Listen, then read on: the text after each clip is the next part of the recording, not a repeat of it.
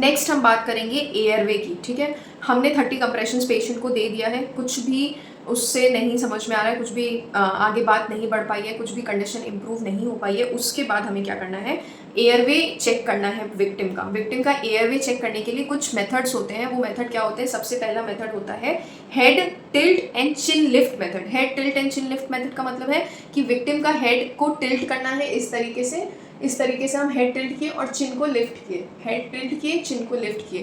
तो ये मैनवर है हमारा head tilt and chin lift method.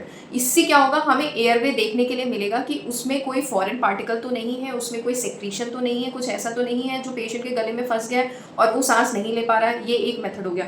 दूसरा मेथड तब हम इस्तेमाल करेंगे जब पेशेंट के नेक में और हेड एरिया में इंजरी होगी, तब हम ये वाला मेथड इस्तेमाल करेंगे जिसको हम कहते हैं जॉ थ्रस्ट मेथड।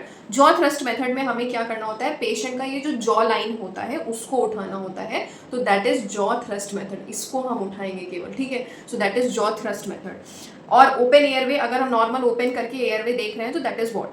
तो अगर हमने ओपन किया एयरवे, हमने हेड टिल्ट मेथड है, chin lift and head tilt and chin lift method भी यूज़ किया और हमने जॉ थर्स्ट मैनुअर भी यूज़ किया, मतलब हमने तीनों इकट्ठे यूज़ कर लिए, तो उसको हम ट्रिपल एयरवे मैनुअर का नाम देते हैं। ठीक है, ये चीज़ आप याद रखिएगा। आप ये भी चीज़ याद रखिएगा कि कौन से केस में हमें जॉ थ्रस्ट देना है, कौन से केस में हमें हेड टिल्ट और चिन लिफ्ट मेथड भी देना है। ठीक है, ये आप याद रखिएगा। दूसरी चीज़, अगर पेशेंट अनरिस्पॉन्सिव है तो हमें कैसे पता चलेगा कि पेशेंट सांस ले रहा है कि नहीं, उसके लिए भी 3 प्रोसीजर होता है। 3 प्रोसीजर का मतलब ये है कि हमें उसमें look, listen and feel. Look, listen and feel का मतलब हम सबसे पहले लुक मतलब देखो क्या देखो, पेशेंट का स्किन कलर देखो, पेशेंट का लिप कलर देखो। अगर पेशेंट का स्किन कलर और लिप कलर हमें ब्लूइश दिख रहा है, जो नॉर्मली पिंक होना चाहिए, ब्लूइश दिखने का मतलब ऑक्सीजन सप्लाई प्रॉपर नहीं है, तो वो हमें दिखाता है कि पेशेंट को सांस नहीं आ रही है, तो दैट इज लुक।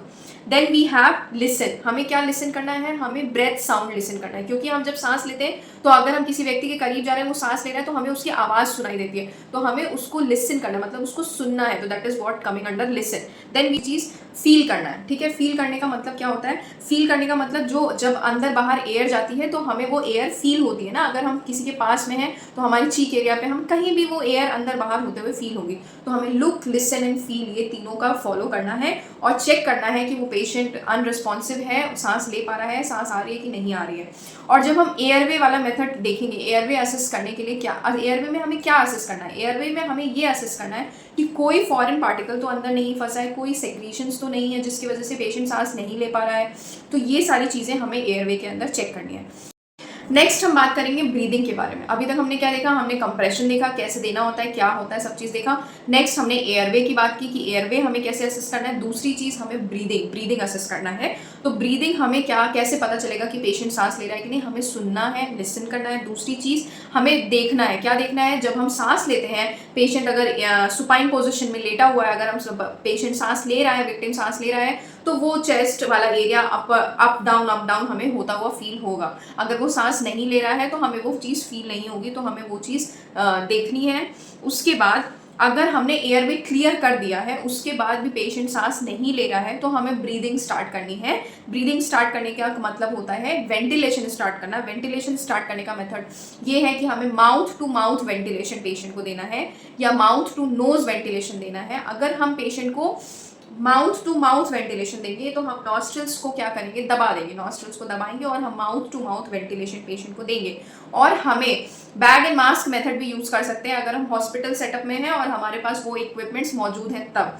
दूसरी चीज़ हमें क्या ध्यान रखना है कि हमें 1 मिनट में टोटल 10 to 12 वेंटिलेशन पेशेंट को देना होता है। जो सीक्वेंस और जो रेशियो की हमने बात पहले की है, वही रेशियो इस तरीके से फॉलो होता है और ये चीज़ हमें ध्यान रखना है। ठीक है, मतलब हर 5 से 6 सेकेंड में एक ब्रेथ पहुंचनी चाहिए। ठीक है, इस चीज़ का हमें ध्यान रखना है और यही चीज़ हमारी ब्रीदिंग में आती है। अगर हम ये सारे मेथड्स को फॉलो करने में सक्सेसफुल रहते हैं तो पेशेंट रिवाइव हो जाएगा।